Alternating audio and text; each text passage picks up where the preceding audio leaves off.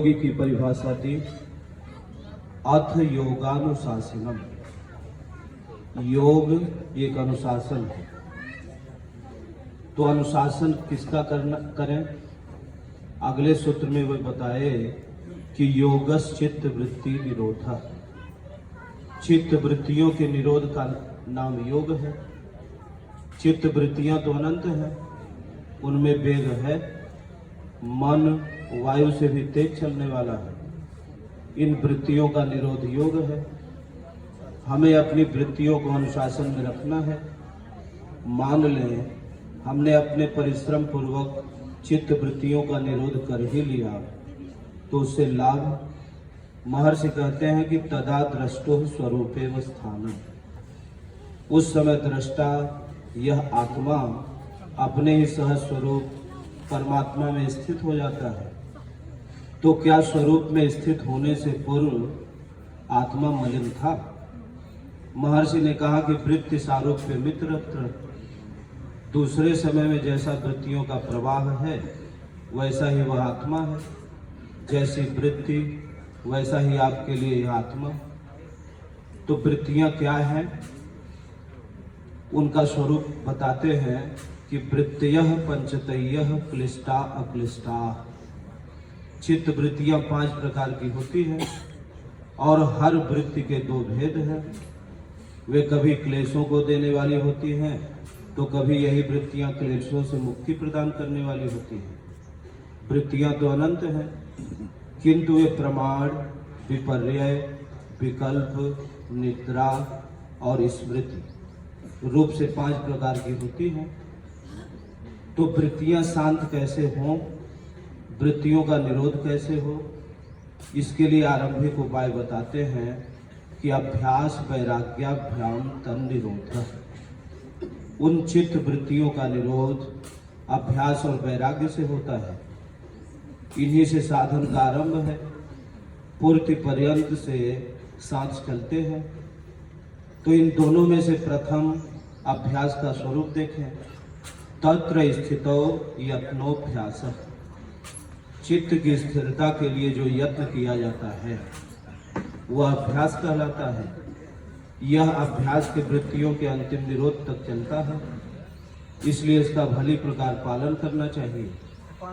और इस पर कहते हैं कि स तो दीर्घ काले नैरंतर सत्कारा सेवितो दृढ़ भूमि। किंतु वह अभ्यास दीर्घ काल तक निरंतर तथा श्रद्धा के साथ करते रहने से दृढ़ होता है। वह योग न उकताए हुए चित्त से निश्चय पूर्वक करना कर्तव्य है। धैर्य पूर्वक लगा रहने वाला ही योग में सफल होता है। अब वैराग्य का स्वरूप बताते हैं। दृष्टानुश्रविक विषय वितृष्णस्य वशीकार संज्ञा वैराग्यम। लोक और परलोक के देखे सुने विषयों में तृष्णा रहित चित्त की वशीकार नामक अवस्था वैराग्य है। अर्थात संसार में जो कुछ देखा सुना गया है, यहाँ से लेकर स्वर्ग तक के भोगों में राग का त्याग वैराग्य कहा जाता है। और यही वैराग्य अभ्यास संपन्न होने पर पुरुष विदित हो जाता है, जिससे पर वैराग्य की अवस्था है। तत्परः पुरुष ख्यातेर गुण वैतृष्ण्यम। पुरुष अर्थात परम तत् परमात्मा के ज्ञान से दृष्टा के स्वरूप में स्थिति हो जाती है। उस समय प्रकृति के गुणों में तृष्णा का सर्वथा अभाव पर वैराग्य है। वैराग्य की पराकाष्ठा है। महर्षि ने पहले तो यह बतलाया कि वैराग्य और अभ्यास बिना उकताए चित्त से सांगोपांग निरंतर करने पर दृढ़ स्थिति वाला होता है। इससे चित्त वृत्तियां शांत और निरुद्ध हो जाती है। किंतु उन्होंने यह नहीं बताया कि अभ्यास में चित्त को कहाँ ठहराएं, आरंभ कहाँ से करें। इस पर कहते हैं कि ईश्वर प्रणिधानात्वा, अथवा ईश्वर के प्रति समर्पण से समाधि की सिद्धि शीघ्र होती है। किंतु ईश्वर को तो हमने देखा नहीं। ईश्वर का स्वरूप क्या है? इस पर महर्षि ने कहा क्लेश कर्म विपाक आशयर अपरामृष्टः पुरुष विशेष ईश्वर। क्लेश, कर्म, विपाक और आशय, इन चारों से जो अपरामृष्ट संबंधित नहीं है, पूर्णतः निर्लेप है, परे है, जो समस्त पुरुषों से उत्तम है, वह पुरुष विशेष ईश्वर है। यह ईश्वर की परिभाषा है। संसार क्लेश, कर्म, कर्मों के संग्रह और इसके आशय से बंधा हुआ है। इन सबसे अत्यंत परे, जैसे कभी कोई संबंध था ही नहीं, इतना परे विशेष पुरुष ईश्वर है। क्लेश अर्थात अविद्या, अस्मिता, राग, द्वेष और अभिनिवेश, जो जीव को दुख के कारण है। शुभ अशुभ मिश्रित एवं शुभाशुभ रहित कर्म, उनके परिणाम और उन कर्म संस्कारों की वासना से जो सर्वथा उपराम है, ईश्वर है। देखें उस ईश्वर की विशेषता क्या है। तत्र निरतिशयम सर्वज्ञ बीजम, वह ईश्वर सर्वज्ञता का कारण है, वह अनंत सर्वज्ञता का सहस्रोत है। इसी प्रकार अन्यान्य गुणों का भी स्रोत है। वह बिना किसी के सहयोग के वह सबको जानता है, सब देखता है, सब समझता है, उसके लिए कुछ भी जानना शेष नहीं है।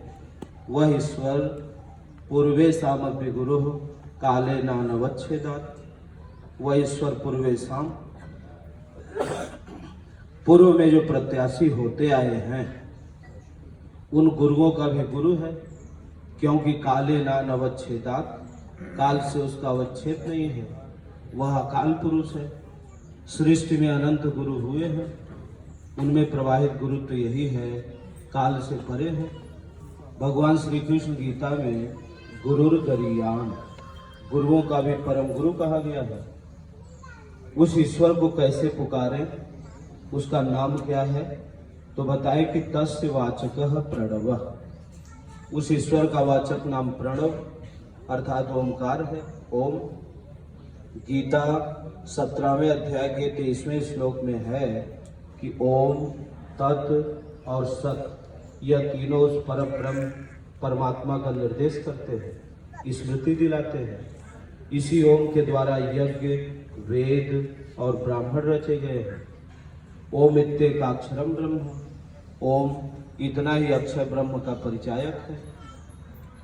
तो उस ईश्वर का नाम प्रणव है, क्योंकि प्राणों द्वारा इसका संचार है। प्रणव और ओम पर्यायवाची शब्द है।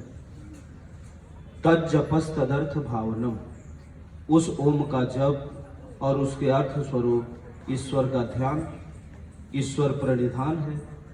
पहले बताया गया कि अभ्यास दीर्घ काल तक बिना उकताए चित्त से आदर पूर्वक निरंतर करना चाहिए, किंतु यह नहीं बताया गया कि अभ्यास में किया क्या जाए। यहाँ महर्षि स्पष्ट करते हैं कि ओम का जप करें और उसके अर्थ स्वरूप उन परमेश्वर का ध्यान करें, उनके प्रति श्रद्धा स्थिर करें। किंतु ईश्वर को तो हमने देखा नहीं, अब चिंतन कैसे करें। पहले ध्यान श्रद्धा से ही होता है, क्रमशः ईश्वर की बोध करा देता है कि सद्गुरु कौन है। ध्यान सद्गुरु का ही किया जाता है। सद्गुरु अव्यक्त ईश्वर स्वरूप है, मानव तन के आधार वाले हैं। योगेश्वर श्री कृष्ण कहते हैं कि मैं परम का स्पर्श करके परम भाव में स्थित हूँ, किंतु हूँ मनुष्य के शरीर आधार वाला। यही सद्गुरु का स्वरूप है। जब सद्गुरु का परिचय मिल जाएगा तब ध्यान और स्पष्ट हो जाएगा। योग दर्शन के दूसरे अध्याय साधन पाद में महर्षि ने कहा कि योग का आरंभ कहाँ से करें। तप स्वाध्याय ईश्वर प्रणिधानानि क्रिया योग, तप, स्वाध्याय और ईश्वर शरणागति क्रिया योग है। और इस योग के 8 अंग हैं। यम, नियम, आसन, प्राणायाम, प्रत्याहार, धारणा, ध्यान, समाधि योग, अष्टावंगान। इनमें से यम 5 है, अहिंसा, सत्य, अस्तेय, ब्रह्मचर्य और अपरिग्रह। सोच, संतोष, तप, स्वाध्याय और ईश्वर की शरणागति 5 नियम है। सोच अर्थात अंतःकरण की शुद्धि, संतोष अर्थात जो सम है, जिसमें विषमता नहीं है, उस अविनाशी परमात्मा से सनय सनय तृप्त मिलना तब का आशय है। मन सहित इंद्रियों को इष्ट के अनुरूप तपाना। स्वाध्याय अर्थात स्वयं का अध्ययन कि भजन में मन कितना लग रहा है तथा उन परम प्रभु के प्रति समर्पण। इनमें से तप, स्वाध्याय और ईश्वर प्रणिधान, ये 3 क्रिया योग हैं। जहाँ ये 3 क्रियाएं आरंभ हुई, भजन आरंभ हो गया, योग की शुरुआत हो गई। क्रमशः अहिंसा, सत्य, अस्तेय, ब्रह्मचर्य और परिग्रह सधेंगे। तदनंतर सोच और संतोष आएगा। यम नियम के पश्चात योग का तीसरा अंग है आसन। स्थिर सुखम आसनम, स्थिर और सुख पूर्वक बैठने का नाम आसन है। एक सेठ से प्रातः से सायं पर्यंत गद्दी पर बैठा रहता है, तो क्या इसी का नाम आसन है? कहते हैं नहीं। इस आसन की सिद्धि कब होगी? महर्षि कहते हैं प्रयत्न शैथिल्या अनंत समापत्तिभ्याम। यम नियमों का जो प्रयत्न चल रहा था उसमें शिथिलता आ जाए, अनंत परमात्मा में भली प्रकार मन लगाने से यह आसन सिद्ध होता है। बाहर बैठने का नाम ही आसन होता तो अनंत में मन लगाने की क्या आवश्यकता थी? योग साधना के प्रयत्न के शैथिल्य का क्या औचित्य था? वास्तव में आसन का अर्थ है शरीर का सुख से बैठना नहीं, बल्कि मन को जहाँ भाग रहा है उसका स्थिर हो जाना।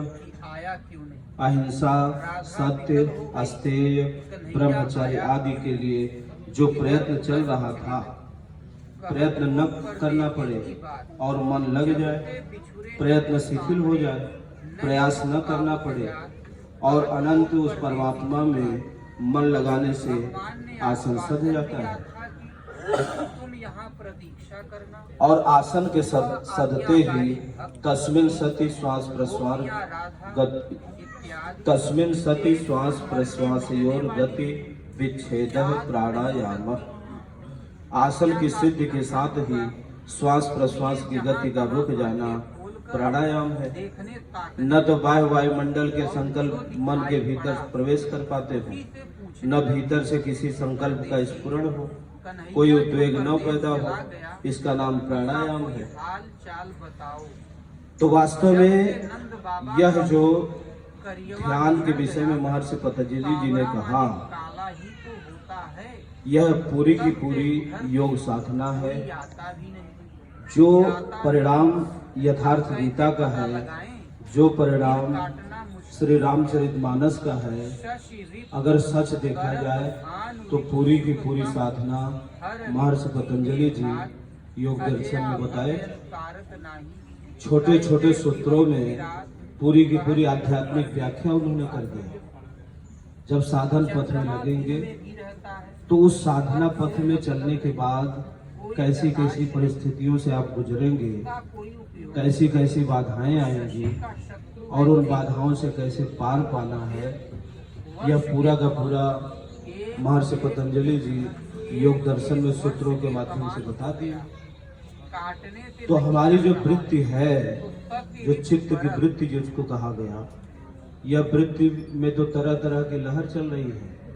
आप भजन करने बैठते हैं, मन को गुरु महाराज के चरणों में लगना चाहिए, जिस मन को गुरु महाराज के स्वरूप में लगना चाहिए वो तो लग नहीं पाता। थोड़ी देर में मन कहीं न कहीं अन्यत्र भाग जाता है। कारण क्योंकि जन्म जन्मांतर से हम लोगों का मन विषय वासनाओं में लिप्त है, जन्म जन्मांतर से वासनाओं में आकर्षित है सबका मन, और यही कारण है कि भजन में मन नहीं लग पाता। लेकिन महर्षि पतंजलि जी ने कहा कि योगस्य चित्त वृत्ति निरोधः, ये जो चित्त की वृत्तियां हैं, जो हमारी चित्त की वृत्ति बिखरी हुई है, चित्त जो विकृत है, चित्त अगर शांत हो जाए, चित्त अगर एकाग्र हो जाए, तब तो मन लगे नहीं लगेगा। तब आप गुरु महाराज के चरणों में मन लगाओ, चाहे गुरु महाराज के स्वरूप में लगाओ। नाम रूप लीला धाम जो गुरु महाराज बताते हैं, कहीं न कहीं मन को लगाए रखना चाहिए। यही है राहु। लेकिन राह में यह मन हम सबका भाग रहा है ब्रेक लगा संसार के कार्यों में, राहु सूर्य को रोक संसार ले, के लोगों में, चंद्रमा को रोक ले। संसार के भोगों में। कपिरिपु तो ये जो मन का भाग दौड़ है, यह शांत कब होगा? जब हम योग में प्रवृत्त होंगे, जब योग साधना में लगेंगे। और योग साधना में जब लगेंगे तभी हमारी वृत्तियां शांत हो जाएंगी। वृत्ति में जो तरह तरह का लहर चल रहा है, तरह तरह का संकल्प विकल्प चल रहा है, जो मन एकाग्र नहीं हो रहा है, चित्त शांत नहीं हो रहा है, और इस चित्त को शांत करने के लिए चाहे कितना भी साधन भजन आप करते रह जाएंगे, जब तक योग के अनुसार नहीं लगेंगे तब तक तो चित्त शांत होगा ही नहीं। चित्त में जो तरह तरह की लहरें चल रही है, संकल्प विकल्प चल रहा है, ये शांत तब होगा जब योग के अनुसार लगेंगे। और योग में लगेंगे तो उसका परिणाम क्या होगा कि तदा दृष्टो स्वरूपे स्थानम, वह स्वरूप जिस स्वरूप को आप पकड़ने के प्रयास में हैं, जिस स्वरूप को गुरु महाराज के ध्यान में आप लोग प्रयास करते रहते हैं, लेकिन ध्यान लग नहीं पाता। कुछ देर तो गुरु महाराज याद आएंगे, फिर कुछ न कुछ वस्तु याद आने लगेगी, कुछ न कुछ व्यक्ति याद आने लगेंगे। तो एक कारण क्या है? कारण यही है कि हमारा जो चित्त की वृत्ति है वो अशांत है, वो जन्म जन्मांतर से विषय वासनाओं में लिप्त है, और उस वासनाओं से पार पा करके एक ईश्वर की तरफ बढ़ने का जो मार्ग है, अगर सच कहिए तो योग दर्शन में महर्षि पतंजलि जी पूरी की पूरी साधन पद्धति उन्हें छोटे छोटे सूत्रों के माध्यम से दर्शा दी। लेकिन योग दर्शन बहुत क्लिष्ट है, ये सबके समझ में तो आता नहीं। जब तक हमारा मन शांत नहीं होगा, जब तक मन की भाग दौड़ शांत नहीं होगी, तब तक तो योग दर्शन समझ में आएगा नहीं। योग दर्शन को समझने के लिए मन को शांत करके एकाग्रता के साथ जब लगेंगे तभी योग दर्शन का सूत्र समझ में आता है। तो योग का जो परिणाम है वह है ध्यान, और ध्यान को लगाने के लिए, ध्यान में प्रवृत्त होने के लिए जन्म जन्मांतर लग जाता है। संतों ने कहा कि जन्म जन्म मुनि जतन कराही, अंत राम कहूँ आवत नहीं। जन्म जन्मांतर रगड़ करते हैं तब ध्यान पकड़ में आता है, तब ध्यान की स्थिति में साधक पहुंचता है। तो वास्तव में ध्यान एक परिणाम है, ध्यान एक स्थिति है, और उस स्थिति को पाने के लिए हम सबको समर्पण के साथ एक परमात्मा के प्रति अनन्य भाव से लगना पड़ेगा।